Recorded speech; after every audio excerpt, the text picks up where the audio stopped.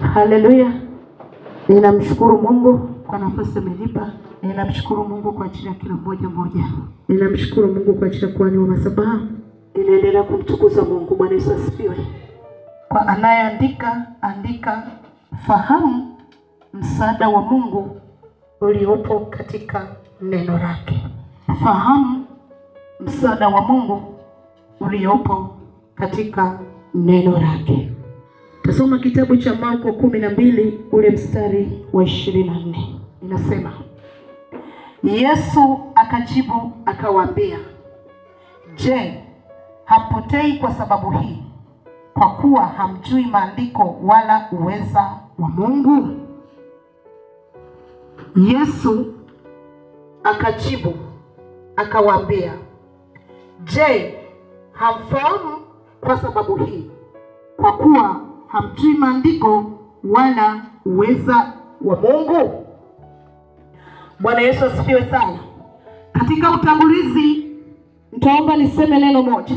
Bwana Yesu asifiwe. Ilikuwa ni mwezi wa 5. Bwana apewe sifa. Nilikuwa nikimlilia Mungu sana, naomba sana. Bwana apewe sifa. Tukiwa na dada yangu, namuita dada yangu nampenda. Bwana Yesu asifiwe. Tukiwa na mama mchungaji. Siku hiyo nimekaa ndani nikiwa naendelea kumwambia Bwana, naomba msaada wako kwa ajili ya mambo yangu mengi. Bwana Yesu asifiwe. Ninajua kila mmoja anahitaji msaada wa Mungu. Maisha ya mwanadamu ni ya uhitaji kila siku. Hata mahali hapa tulipo tunamhitaji Mungu. Bwana Yesu asifiwe. Sasa nikiwa katikati ya kuomba sana na mlilia sana Mungu, ikaja sauti. Ile sauti huwa inakujaga mara nyingi. Bwana Yesu asifiwe. Kama mtu bila ananiongoneza, akaniuliza hivi msaada mnaohitaji kwangu mnaujua? Bwana Yesu asifiwe. Nikatega sikio vizuri. Amen. Nikatulia, nikasema Bwana, tunahitaji tu msaada wako. Nahitaji msaada wako. Yaani mimi ninahitaji msaada wako. Lakini swali Mungu ananiuliza, msaada mnaohitaji kwangu, mnaouomba msaada kwangu, mnaujua? Mimi nikazidi tu kumwambia Bwana, nahitaji msaada wako. Baadaye akanijibu, akasema msaada ninaoutoa mimi Mungu upo katika neno. Bwana Yesu asifiwe. Haleluya kanisa. Nikashangaa sana. Huenda hata wewe mwenzangu unaweza ukawa unafanana na mimi. Kila siku ukimlilia Mungu, nahitaji msaada wako. Kumbe Mungu anaachilia msaada na usijue kama kaachilia msaada. Bwana Yesu asifiwe. Kipindi hicho baba alikuwa anatufundisha neno kuhusiana na masuala ya viti vya enzi. Sasa lakini mimi nikaa nimezidi tu kumwambia Bwana, nahitaji msaada wako. Nahitaji msaada wako. Mungu ikabidi aniulize, hivi unaelewa msaada unaoomba? Aliponiambia hivyo, nikabidi nitulie. Nikamsihi Roho Mtakatifu nifundishe hatua kwa hatua kwa habari ya msaada wako unaopatikana kwenye neno. Na baadaye neno ambalo liliachiliwa na madhabahu lilikuwa ni msaada katika kile kilio tulicholia wengine, labda wenda moja wapo na mimi kwa muda mrefu. Bwana Yesu asifiwe. Ndipo Roho Mtakatifu akanifunulia kwamba moja ya kitu ambacho nimeachilia msaada kwenu ni neno hili linalotembea. Bwana Yesu asifiwe. Ndipo nikaanza kutembea sasa kwenye maandiko. Roho Mtakatifu ananifundisha kwamba nalituma neno ili liwatoe kwenye maangamizi. Zaburi ya 107 ule mstari wa 20. Neno la Mungu linasema, hulituma neno lake, huwaponya, huwatoa katika maangamizo yao. Bwana Yesu asifiwe. Hulituma neno lake, huwaponya, huwatoa katika maangamizo yao. Mungu unapomlilia kwa habari ya kutaka msaada, analituma neno ili lile neno liweze kukuponya na kukutoa kwenye maangamizi yote. Ndipo nilipoona lile neno nikasema, Mungu, nataka nitembee kwenye msaada wa neno lako na ninataka nione matokeo, kwa sababu Mungu umeshaniambia msaada wako upo kwenye neno. Sasa nataka niuone ule msaada ambao upo kwenye neno, niuone katika hali ya uhalisia. Kweli tuko tumeingia kwenye maombi kwa ajili ya sasa ya kuingia kwenye ule msaada wa Mungu ambaye amewachilia, tukaingia nao sasa kwenye maombi ya siku 40. Bwana Yesu asifiwe. Haleluya. Kwa sababu unapopokea msaada lazima ujue huo msaada unatumika wapi. Wengi tunajua kwamba misaada inapotoka, si tunasikia hata serikali inatoa msaada, tunasikia mashirika mbalimbali yanatoa msaada. Bwana Yesu asifiwe. Unapohitaji ule msaada, unakuwa unajua kabisa kwamba huu msaada ni mahali gani unaenda kutumika. Kwa mfano, ukisikia kwamba wanatoa msaada wa chakula, unajua huu unaenda kuponya njaa. Bwana Yesu asifiwe. Ukisikia kwamba wanatoa msaada wa mavazi, unajua unaenda kunisaidia kwa habari ya kuvikwa. Maana Bwana anasema wakati fulani tulikuwa uchi lakini Bwana ametuvika. Kwa unapoupokea msaada wa Mungu, ujue huo msaada unaenda kuutumia mahali gani. Bwana Yesu asifiwe. Kwa hivyo Roho Mtakatifu alikuwa ananipitisha kwenye mazingira hayo kwamba tunaupokea msaada wa Mungu wakati fulani, hatuuelewi tunaenda kuutumia wapi. Ni sawa na mtu anahitaji msaada wa chakula, akapewa chakula kabaki anakiangalia, asipokipika na kula manake njaa itabaki pale pale. Tupo pamoja kanisa? Wangapi wanakubaliana na mimi? Haleluya. Yaani umepewa msaada, ulikuwa unalia Mungu akupe chakula, umepata msaada wa chakula. Ile kitendo cha kupata msaada wa chakula, pasipo kuchukua process ya kutengeneza kile chakula, njaa itabaki pale pale. Bwana Yesu asifiwe. Kwa ninapopewa msaada wa chakula, ninachukua hatua ya kutengeneza kile chakula ili nipate kupona kwenye ile njaa. Bwana Yesu asifiwe. Mungu wetu apewe sifa. Ni sawa mtu amepewa mavazi akayaacha pale pasipo kuvaa, bado tutamuona ni mtu wa ajabu. Msaada bado haujamsaidia. Bwana Yesu asifiwe sana. Ndipo kanisa la leo lipo hivyo. Haleluya. Tumepewa msaada kila majira, tunapewa msaada kila wakati, lakini ule msaada umebaki upo mikononi hapa. Bwana Yesu asifiwe. Hakuna mahali tumeuelekeza ule msaada ili ulete matokeo. Kwa hivyo sasa Roho Mtakatifu alivyonifundisha, nikamwambia Roho Mtakatifu, this time line to line, yaani mstari by mstari, hatua kwa hatua, twende pamoja. Bwana Yesu asifiwe. Nilipoingia kwenye lile neno, kuna namna Roho Mtakatifu alikuwa anatufundisha. Bwana Yesu asifiwe. Na wakati huo pia akawa anamtumia mtumishi sana kutoa neno. Kwa hivyo sisi tulikuwa tupo kwenye maombi yale, tunajua sasa hivi tunaingia kwenye hatua fulani. Neno linapita kabisa madhabahuni, na unaona kabisa huu ni msaada wa kutembea nao wiki linalofuata. Huu ni msaada wa kutembea nao wiki linalofuata. Kwa hiyo hatua zote za siku 40 tukapita katika lile neno ambalo Mungu alikuwa analiachilia. Mungu anasema nalituma neno, neno ninalolituma ninaliangalia. Unaelewa maana yake? Lile neno ambalo Mungu analituma analiangalia litimize kile alichokituma. Halimrudii yeye bure. Bwana Yesu asifiwe. Likapita neno la viti vya enzi, likapita neno la kwamba kwa Mungu hakuna neno lisilowezekana. Bwana Yesu asifiwe. Lilipita neno pia la masuala ya viti, lilipita masuala ya mihuri. Bwana Yesu asifiwe. Tuka tunapita mle. Bwana Yesu asifiwe. Sasa ninaweza nikarejea tena pia nyuma kidogo. Kipindi nimepata ajali, kuna kakaangu ambaye aliona kabisa kwamba yaani pangu pana msiba, afu mtu amezikwa nusu kaburi. Sasa tukaingia kutembea kwenye lile neno la kwamba Mungu umesema shimo walilolichimba watatumbukia. Si ni neno lako Mungu? Si umesema unalituma neno litutoe kwenye maangamizi? Kwa maana kama mauti ilikuwa marangoni, ile mauti si inatoka kwa neno, ile mauti inatakiwa irudi ilikotoka. Na kwa hakika Mungu akairudisha ilikotoka. Bwana Yesu asifiwe. Mwana wa Farao ikabidi aingie kwenye lile shimo. Kwa hivyo sasa nikashangaa, nikasema okay, kumbe tunapewa msaada wa Mungu ni kila siku, ila hatunao hapa. Bwana Yesu asifiwe. Nataka nikwambie kitu kimoja. Mtu aliyeokoka asipojua neno la Mungu, asipojua kulitumia neno la Mungu, ni sawa na mpagani tu. Bwana Yesu asifiwe. Utanisamehe kusema hivyo, ni lugha kidogo kama inaumiza, lakini ndio reality. Kwa nini? Kama ni kukabwa utakabwa kwa sababu ulijui. Kama yani tena utarest in peace.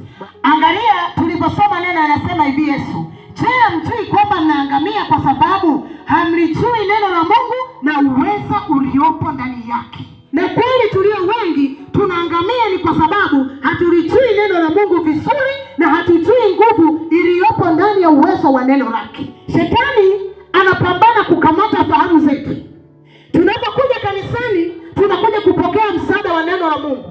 apate kutuvusha. Lakini tunapoingia kanisani, shetani anakamata ufahamu. Mawazo ya kurudi aidha nyumbani, yanaanza kuangalia yule fulani naye alivyovaa leo, yanaanza kuangalia yule fulani, yani hivyo. Bwana Yesu asifiwe, haleluya. Wangapi tunakubaliana hilo? Bwana apewe sifa. Nataka nikwambie hivi, ukikaa ibadani, wewe angalia namna jinsi ambavyo ibilisi anashambulia ufahamu. Kuna majini unatoka kabisa, yani upo kanisani, unaanza program za kesho, unaanza baada ya kutoka ibadani itafanyaje? Ibilisi anakutoa. Manake ni nini? Anakutenganisha na msaada wa neno. Mungu apewe sifa. Anakutenganisha na msaada uliopo ndani ya neno ambao Mungu ameutuma kwa wakati huo kukutoa kwenye maangamizi. Bwana Yesu asifiwe. Nilipoijua siri hiyo, nikamwambia Bwana Mungu wangu, naomba unisaidie. Hata nikiwa ninaingia ibadani namwambia Bwana, naomba unisaidie, kwa sababu najua leo kuna msaada wangu. Naomba unipe usikivu wa ndani. Bwana Yesu asifiwe, haleluya. Ndio maana kuna majira masikio yetu yanashambuliwa. Ibilisi anashambulia, tunasema anashambulia ufahamu. Maanake najua kuna wanasayansi pia, na pia tumesoma sikuna milango ya fahamu. Bwana Yesu asifiwe. Kwa hiyo ibilisi ndiko anakoshambulia. Anashambulia macho yako. Akishambulia macho, naanza kuangalia nayo mfupi sana. Bwana Yesu asifiwe, ushashambuliwa. Anashambulia masikio yako, husikii neno, unaanza kusikizishwa vitu kule ndani, kwamba hivi kesho unaelewa utavaa nguo gani unapoenda kazini. Yaani kwanza sijui ni nini, mambo ni kibao. Bwana Yesu asifiwe. Mungu wetu apewe sifa. Tukijua siri hii, tunapoingia ibadani tutakuwa wasikivu, tutakaa mkao wa kupokea. Bwana Yesu asifiwe. Sawa, tumeangalia mkanda wa Yesu. Tunaona Yesu alipokuwa akiwakusanya wanafunzi wake, wanapokaa mkao wa kusikia ni nini wanachokipokea kutoka kwake. Bwana Yesu asifiwe. Mungu anahitaji sikio letu la ndani. Mungu anahitaji jicho letu la rohoni. Mungu anahitaji mioyo yetu, Bwana Yesu asifiwe, iambatane na yeye, ili kila anachokituma kwetu kipate kuleta matokeo. Bwana Yesu asifiwe. Mungu wetu apewe sifa sana. Kwa hiyo ukianza kuangalia hile neno kwamba hamjui maandiko, ni kweli hatujui. Ndio maana Mungu alipoona kabisa kwamba mwanadamu huyu ili aweze kukaa kwenye mkao wa kunijua na kunielewa, natakiwa apate Roho Mtakatifu. Ndio maana Yesu akasema nitawaletea msaidizi. Kwa nini? Tunahitaji msaada wa Roho ili tupate kuelewa neno la Mungu na nguvu ya neno la Mungu iliyopo ndani. Kwa sababu kama tunasoma kwamba wakamshinda kwa neno la Mungu, wakamshinda kwa damu ya mwanakondoo na kwa neno la ushuhuda. Mbona sasa wakati fulani hujawahi kujiuliza, mbona neno nasoma ibadani, naenda nasikiliza neno, Bwana Yesu asifiwe, lakini mbona kuna baadhi ya maeneo bado sioni ushindi? Amen. Sawa, tunajua Mungu wetu ni Mungu wa majira na wakati, lakini kuna majira hatujalijua neno vizuri. Zaburi ya 121 mstari wa kwanza mpaka wa pili. Neno la Mungu linasema, nitayainua macho yangu nitazame milima, msaada wangu utatoka wapi? Msaada wangu u katika Bwana aliyezifanya mbingu na nchi. Nitayainua macho yangu niutazame milima, msaada wangu utatoka wapi? Msaada wangu u katika Bwana aliyezifanya mbingu na nchi. Roho wa Mungu akawa ananifafanulia kwamba msaada ambao alikuwa anausemea Daudi ni msaada wa neno. Daudi alimjua Mungu. Daudi alielewa nguvu ya neno la Mungu. Alielewa nguvu iliyopo ndani ya neno la Mungu. Kwa maana akawa anasema msaada wangu u katika Bwana aliyezifanya mbingu na nchi. Wote tunafahamu kwamba katika kitabu kile cha Mwanzo neno linatuambia kwamba Mungu alizifanya mbingu na nchi kupitia neno. Sasa Daudi anasema msaada wangu u katika Bwana aliyezifanya mbingu na nchi. Maana katika neno, lile neno lililofanya mbingu na nchi lina uwezo, hilo neno la kunifanya mimi nivuke katika changamoto, litanifanya nivuke katika shida na dhiki. Bwana Yesu asifiwe, haleluya. Mungu wetu apewe sifa. Nataka nikuambie siri moja. Mungu anapokupeleka kwenye msimu mpya anakupa neno. Bwana Yesu asifiwe, haleluya. Yaani Mungu anapokupeleka kwenye hatua nyingine analituma neno. Sasa kama lile neno utakuwa umelipokea upo nalo hivi, kuiendea ile hatua itakuwa ni ngumu. Mungu analituma neno kukupeleka kwenye msimu mpya. Unapolipokea lile neno ndilo linalokuvusha kwenda kwenye msimu mpya. Tunapoangalia kwenye kitabu cha Kutoka huko, sitasoma ni sehemu gani, Musa Mungu alipokuwa anataka awatoe Israeli kwenye huu msimu wa utumwa kuwapeleka kwenye msimu wa raha. Bwana Yesu asifiwe. Alilituma neno. Bwana Yesu asifiwe. Haleluya. Anamuita Musa, anazungumza na Musa kwenye mlima ule, kwenye kichaka kile ambacho kilikuwa kinawaka moto. Bwana Yesu asifiwe. Anathibitisha nguvu aliyonayo ndani ya neno kwamba yeye ni moto. Anaithibitisha nguvu aliyonayo ndani ya neno. Bwana Yesu asifiwe. Kwamba yeye ni Mungu ambaye anaweza kufanya kitu chochote ambacho kwa akili zetu za kawaida zinakataa. Wasomaji wa Biblia mtakubaliana na mimi, Musa Mungu alivyomuita pale, anaposema naye kwamba nenda kwa Farao, alikuwa anampa neno. Baadaye Musa anajitetea, anazidi kujitetea, lakini baadaye Mungu anamwonyesha ile fimbo. Musa anaishika ile fimbo. Mungu anamwambia hiyo nini fimbo? Anamwambia itupe chini, anaitupa chini. Kwa neno la Mungu ile fimbo inageuka inakuwa nyoka. Bwana Yesu asifiwe.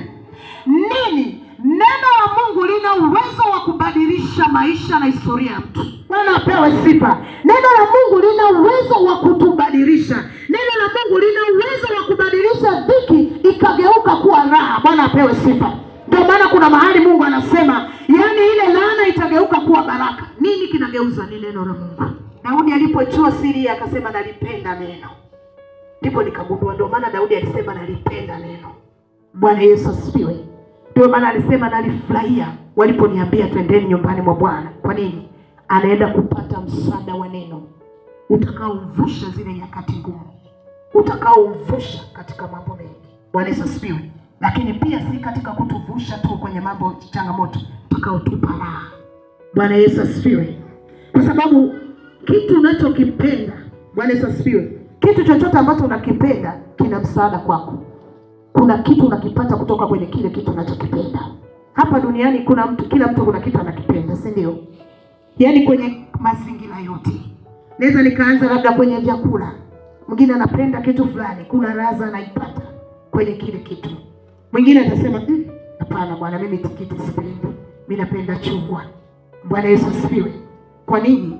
Kitu unachokipenda, kuna kitu unakipata kwenye kile unachokipenda. Kwa nini unaweza ukaja kukubaliana na mimi? Yesu alipotupa amri mpya, akasema mpende Bwana Mungu wako kwa roho yako yote, kwa nguvu zako zote, na kwa akili yako yote. Bwana Yesu asifiwe. Kwa nini? Kitu unachokipenda unawekeza nguvu kwenye kile kitu. Kwa nini unawekeza nguvu? Kuna kitu unatarajia kukipata kutoka kwenye kile kitu. Yesu anaifunua siri hii kwa kutupa amri yake kwamba mpende Bwana Mungu wako kwa akili zako zote, kwa nguvu zako zote, na kwa moyo wako wote. Bwana Yesu asifiwe. Ukiwekeza nguvu katika kumpenda Mungu, akili yako ukaielekeza katika kumpenda Mungu, moyo wako ukauelekeza katika kumpenda Mungu, nguvu zako zote ukazielekeza katika kumpenda Mungu, Yesu anajua kuna kitu unakipata. Bwana Yesu asifiwe. Haleluya. Mungu wetu apewe sifa. Kuna kitu utakipata kutoka kwenye lile pendo. Bwana Yesu asifiwe. Ndio maana nimesema, kwa mfano, mtu hawezi kusema mimi natamani kuwa na mali afu akakaa tu. Huyo hajatamani. Huyo hajapenda. Yaani mtu anasema yani mimi jamani napenda kufanya biashara, lakini hatuoni jitihada zake za kuumba. Maana bado hatujaona kama anapenda hicho kitu. Bwana Yesu asifiwe sana. Yaani nichukulia kwamba mtu anasema labda napenda kumwabudu Bwana, kuna vitu tunatamani tuvione. Bwana Yesu asifiwe. Haleluya. Kwa hiyo ni nini ninachokizungumza? Ni kwamba tunautafuta msaada wa Mungu. Hakuna mtu ambaye hapendi msaada wa Mungu, si ndio? Lakini pima nguvu yako, moyo wako, akili yako. Bwana Yesu asifiwe. vinafanana kwa sababu vinatakiwa viwe na mizani sawa. Bwana Yesu asifiwe. Unapoutafuta msaada wa Mungu, kunatakiwa kuwe na mizani ambayo inaendana na ile nguvu unayomtafuta. Nitarudia. Nafikiri wengi tutaweza tukawa hatuelewi kama mimi vile vile. Bwana Yesu asifiwe. Nasema hivi, unapotafuta utajiri au kumiliki, kuna jitihada ama kuna nguvu ambazo nitakiwa uwekeze, si ndio? Bwana Yesu asifiwe. Paka hata mtu anapokuja kufanikiwa tunasema jamani, wacha afurahie. Wewe jamani, amehangaika kutafuta maisha. Yaani amehangaika. Alianza kuuza karanga. Yaani amehangaika. Ameenda hatua kwa hatua. Bwana Yesu asifiwe. Kwa nini?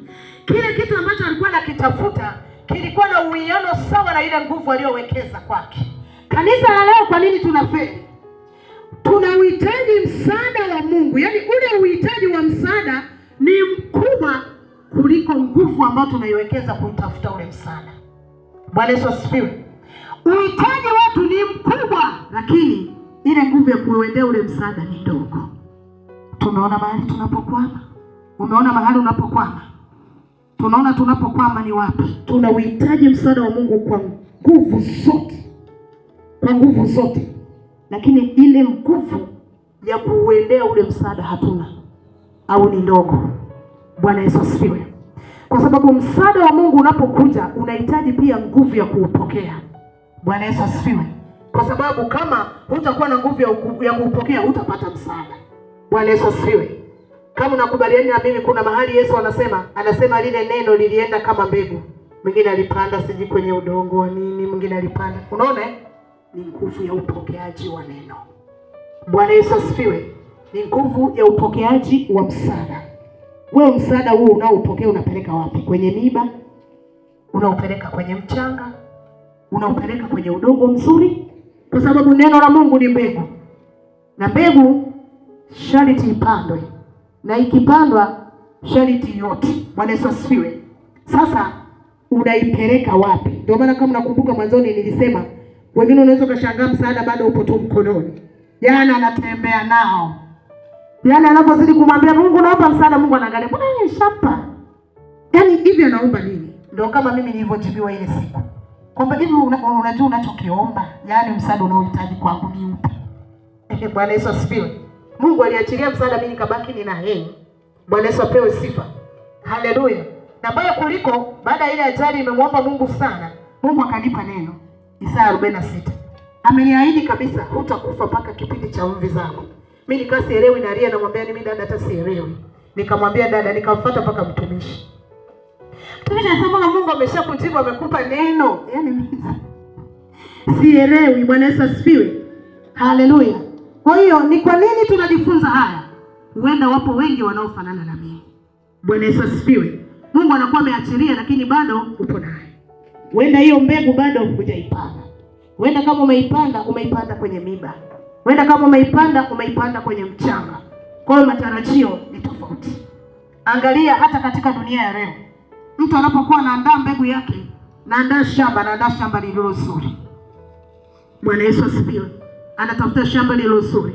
Anaangalia kabisa kama lina rutuba. Hata nikiweka mbegu yangu itanizalia matunda. Sasa na lile shamba linahitaji pia huduma. Kwa sababu mbegu ukiipanda, huiachi tu kaondoka kwamba nimeshakupanda sasa utajua mwenyewe. Bwana Yesu asifiwe. Kuna muda utataka upalilie. Kuna muda utataka uhudumie. Bwana Yesu asifiwe. Sasa huenda tumepewa neno ambao ni msaada wa Mungu, lakini tumeuweka pale, bado hatujakaa katika mkao wa kuhudumia ili tupate kuona unaleta matokeo. Bwana Yesu asifiwe. Haleluya kanisa. Kwa hivyo tuna juhudi ya kutaka msaada wa Mungu, lakini jitihada ama ile bidii ya kuendana na ule msaada ni ndogo. Bwana Yesu asifiwe. Kwa hivyo ili hivi vitu vilete matokeo, lazima kuwe na mizani ambayo inafanana. Bwana Yesu asifiwe. Haleluya. Tuangalie sasa, tumesema huo msaada ambao upo ndani ya neno la Mungu una sifa gani? Bwana Yesu asifiwe. Sifa ya kwanza, neno ni Mungu mwenyewe. Bwana Yesu asifiwe. Neno la Mungu ni Mungu mwenyewe. Naomba tutaangalia kitabu cha Yohana ile sura ya kwanza, mstari wa kwanza mpaka wa 5 pale. Nasema, Hapo mwanzo kulikuwako na neno, naye neno alikuwako kwa Mungu, naye neno alikuwa Mungu. Huyo mwanzo alikuwako kwa Mungu. Vyote vilifanyika kwa huyo, wala pasipo yeye hakikufanyika chochote kilichofanyika. Ndani yake ndimo ulimokuwa uzima, nao ule uzima ulikuwa nuru ya watu, nayo nuru yang'aa gizani, wala giza halikuiweza. Bwana Yesu asifiwe. Haleluya. Sasa unaweza ukaona Daudi venye alikuwa anasema nalipenda neno, kwa sababu tunasema Mungu, yani kuna mahali anasema Mungu ni vyote ndani ya yote. Bwana Yesu asifiwe. Mungu ni vyote ndani ya yote. Kwa hivyo ninapokuwa nalipokea neno, manake nimepokea vyote ndani ya yote. Bwana Yesu asifiwe. Haleluya. Ninapolipokea lile neno kama msaada unaotoka kwa Mungu, manake nimepokea vyote. Mungu wa mbinguni atusaidie sana. Namna jinsi pendo la Mungu lilivyo zuri. Bwana Yesu asifiwe. Ndio maana Daudi anasema ni utafakari uzuri wa Bwana. Uko wapi? Ndani ya neno. Kwa sababu kama nalipata neno la Mungu, manake nimepata vyote ndani ya yote. Kwa hiyo ina maana kama nimepata vyote, manake vyote ambavyo ninavihitaji vipo mle. Bwana Yesu asifiwe. Swala ni kuvihamisha. Unajua issue ipo hivi. Mungu atusaidie. Yaani swala kulihamisha lile neno lionekane ndio yote, ndani ya yote. Hapo ndio kwenye issue. Bwana Yesu asifiwe. Hapo tu ndio penye shida. Kulifanya lile neno lionekane ndio yote ndani ya yote. Bwana Yesu asifiwe. Panahitaji ufahamu na maarifa. Bwana Yesu asifiwe sana. Haleluya. Panahitaji ufahamu na maarifa kulifanya lile neno sasa liwe yote ndani ya yote. Watakatifu wa zamani walioijua siri hii waliweza kutumia hicho kitu. Tunaona tunaposoma kweli neno lilifanyika yote ndani ya yote. Mwangalie Elia, anashusha moto. Nini? Anajua Mungu ni moto. Bwana Yesu asifiwe. Haleluya. Na akashusha moto kweli. Bwana Yesu asifiwe. Akashusha moto. Akajaza maji mapipa 4. Akawa anashughulika na ile miungu ya bahari. Akawa anashughulika na ile miungu kama viti vya enzi. Sasa nikaanza muuliza Mungu, mbona alijaza mapipa 4? Maanake alijaza kutokana na vizazi 4. Bwana Yesu asifiwe. Akashughulika na viti vya enzi, kizazi cha kwanza, cha pili, cha tatu na cha 4. Ni nini? Maarifa. Wenzetu walikuwa na maarifa ya kulitumia lile neno kuona kwamba ni yote ndani ya yote. Bwana Yesu asifiwe. Haleluya. Kwa hivyo tunachofeli ni maarifa, kama alivyosema Mungu kwamba watu wangu wanaangamia kwa kukosa maarifa.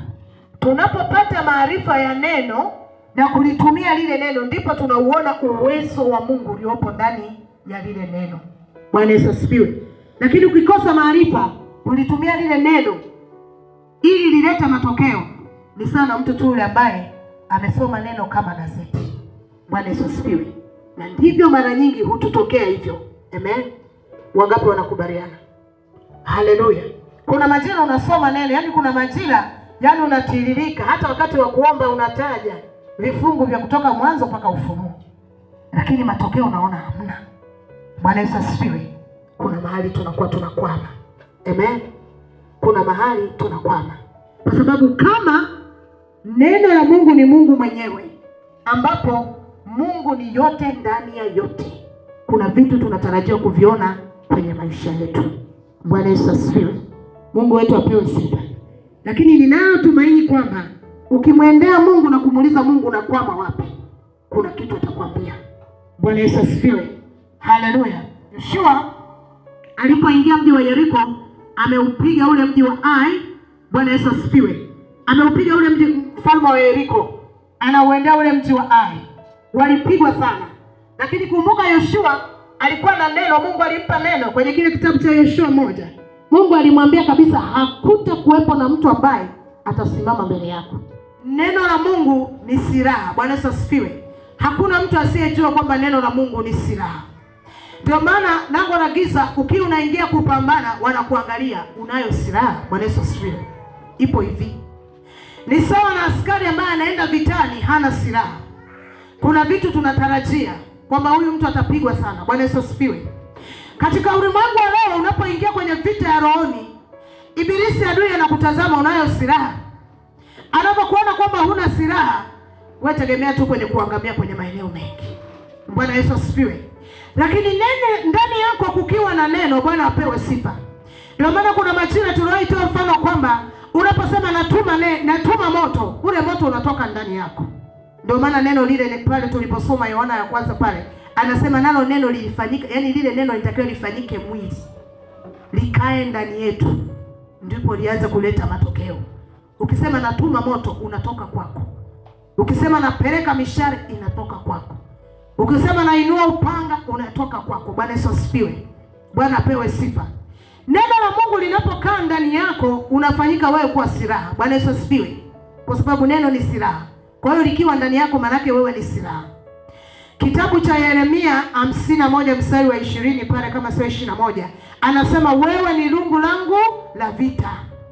Ili ufanyike kuwa rungu la vita, ni pale ambapo umelipokea neno lipo ndani yako, ndio unafanyika kuwa rungu la vita. Haitakusaidia tu kusema mimi ni rungu la vita, mimi ni rungu la vita, na ndani yako hilo rungu la vita halionekani. Lango la kuzimu litakucheka. Bwana Yesu asifiwe. Na kujua kabisa kwamba haujui unachokitamka. Na kuna mahali kitabu cha Isaya kinasema, yani Mungu ametufanya sisi kuwa silaha za vita. Hivyo vitu vyote vinapatikana kwenye neno. Bwana Yesu asifiwe. Mungu wetu apewe sifa. Kwa ninapokuwa naingia kwenye maombi ya vita, manake mimi ndio silaha ya vita.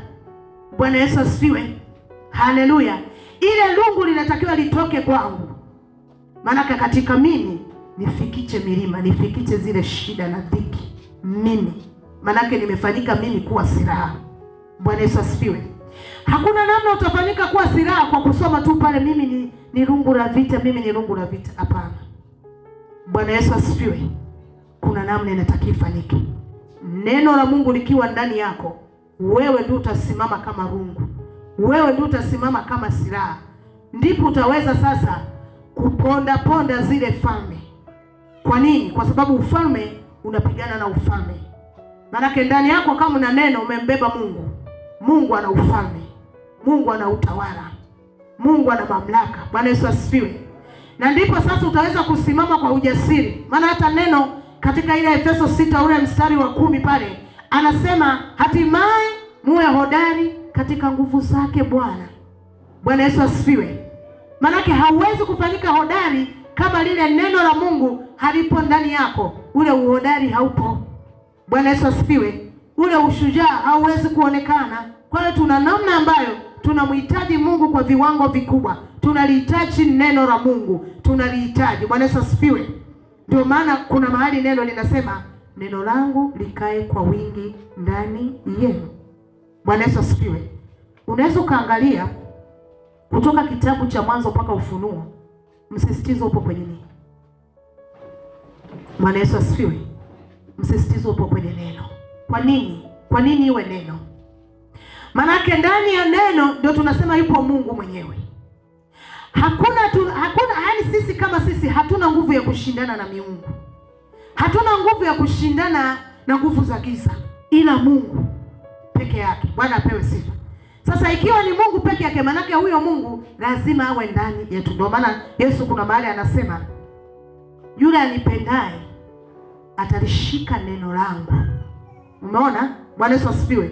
Wewe ukaisha tu unampenda Yesu, yaani mimi nampenda Yesu, kama hujalishika neno lake bado hujampenda. Bwana Yesu asifiwe. Kwa sababu yeye anasema yeye anipendaye atalishika neno langu. Na akilishika neno langu, maana yake mimi na Baba yangu tutakaa kwake. Bwana Yesu asifiwe. Maana yake ni nini? Anaposema yule anipendaye atalishika neno langu, maana yake ni kwamba huyu Yesu anaanza kunitazama mimi. Ninaposema Yesu nakupenda, anatazama neno. Je, neno lake linaonekana ndani yangu? Bwana Yesu asifiwe. neno lake ninalishika, neno lake ninaliishi. Bwana Yesu asifiwe. Anaingia kwenye hatua ya kujihakikishia kwamba huyu mtu anaposema ananipenda, neno langu nalio kwake naonekana. Nikimtazama kuna picha yangu ninaiona kwake. Anapokuja kuona kabisa kwamba anajihakikishia 100% unalishika neno lake, ndipo anakuja kukaa kwako, kukaa ndani ya moyo wako kama hekalu la ndani. Kuna process. Bwana Yesu asifiwe. Hata mtu anapojenga nyumba, sijawahi ona mtu ameweka matofali kama hivyo afu akaingia pale akasema hapa ndio nyumba, mimi ndio naishi, akaweka magodoro pale, akaweka vitu vyake, anaendelea navyo. Bwana Yesu asifiwe. Shawiona kitu hivyo? Amen. Hamna, si ndio? Huyo mtu tukiona hivyo tutamchukua uenda tumpeleke kwa madaktari wampime kidogo akili. Bwana Yesu asifiwe. Kwamba sasa hiki ndio kiwanja, mimi nimeshusha matofali tayari, ndio nimekaa pale na familia yangu, nasema mimi hapa ndio nyumba. Tunaendelea, magodoro tumeweka pale, nini, tunaendelea kupika, tunaendelea kuishi pale. Kuna hatua lazima ifanyike. Bwana apewe sifa. Hata Mungu naye kwetu, ili akae ndani yetu, kuna hatua. Bwana Yesu asifiwe. Haleluya. Ndio maana anasema cha kwanza tumpende, ni hatua ya kwanza. Pili, tulishike neno lake. Na tukishalishika neno lake, ndipo yeye sasa anatoka na Baba na Roho Mtakatifu wote wanakuja kukaa ndani. Bwana Yesu asifiwe. Haleluya. Na lile neno linasema wakiwa ndani yetu ndipo tunazaa sana. Nini? Tunazaa utajiri. Nini? Tunazaa mafanikio. Nini? Kuna vitu vya kiroho vinazaliwa. Bwana Yesu asifiwe. Haleluya. Kwa hivyo ishu ni neno la Mungu kuwa ndani. Ndio hapo penye changamoto. Yaani neno kweli tunaliona hili hapa, tunalisoma kila siku wakati fulani. Bwana Yesu asifiwe. Lakini ishu neno kuwa ndani. Ndipo Mungu akana nipitisha kwenye mifano. Angalia Yeremia. Mungu anapomuita kwenye kutumika, alimpa kitabu akamwambia kula. Bwana Yesu asifiwe. Kwa nini alimpa kitabu? Kwa nini aliyamwambia akile? Kiende kikakae ndani. Bwana Yesu asifiwe. Na kwa Ezekieli pia. Tunaona pia Yohana kule kwenye Ufunuo ni hivyo hivyo. Bwana Yesu asifiwe sana. Kwa nini Mungu anataka iwe hivyo? Bwana apewe sifa. Kitabu cha Yoshua ile sura ya kwanza mstari wa kwanza mpaka wa 9 nasoma pale.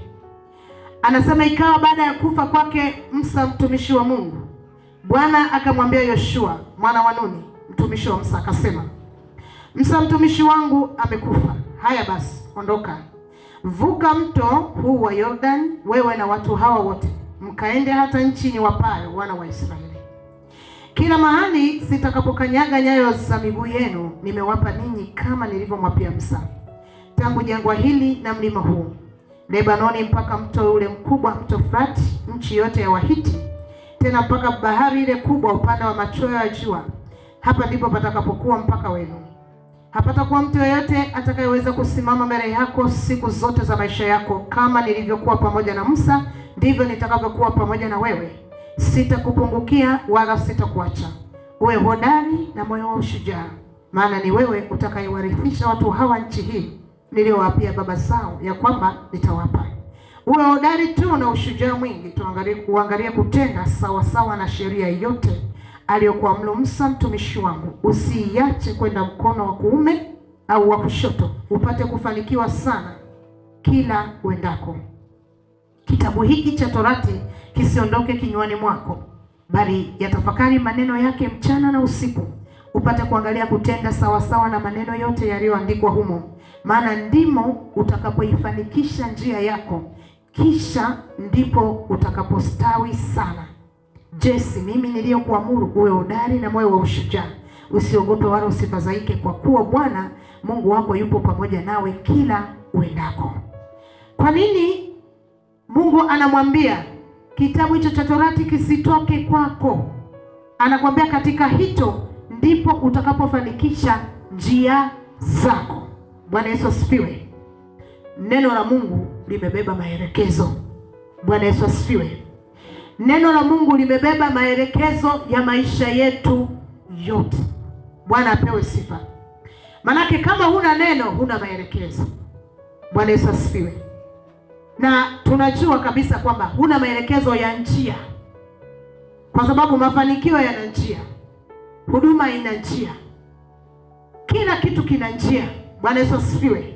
Kwa hiyo neno la Mungu ni maelekezo, na ndiyo yanayotupa neema ya kufanikisha njia zetu. Kama sasa hii neno la kufanikisha njia yangu sijalishika vizuri, ile njia ninayoendea kama ni ya mafanikio, nitasikia tu wenzangu walishafanikiwa. Maelekezo ya njia, maelekezo ya wewe kufikia njia fulani ambayo unatakiwa kufika, hujayashika, utafikaje? Bwana Yesu asifiwe. Utafikaje? Maanake ni kwamba ukienda mara kwanza umekosea, utarudi tena, itabidi tena uambiwe mpaka pale utakapofanikiwa kupita mle ambapo umeambiwa upite. Bwana Yesu asifiwe. Kwa hivyo neno la Mungu lina maelekezo, na katika kitabu cha Yoshua tunaona anasema lina maelekezo ya kufanikisha njia yako.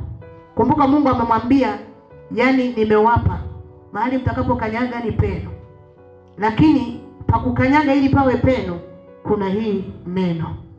Hili hapa ndio litawafanya sasa penye mtakanyaga pawe peno. Bwana Yesu asifiwe. Mungu wetu apewe sifa. Kwa hiyo ina maana mara nyingi huenda tunakuwa tunakanyaga, tunabaki tunasema ni pa kwangu, lakini kuna njia ya kupafanya pawe pangu haipo. Kwa mfano, leo hii mimi siwezi nikatoka hapa nikaenda labda kwenye uwanja pale nikasema hapa ni pangu, hapa ni pangu. Bwana Yesu asifiwe. Dunia yote itashangaa, huyu unaona kama ni akili yake inamruka. Bwana Yesu asifiwe.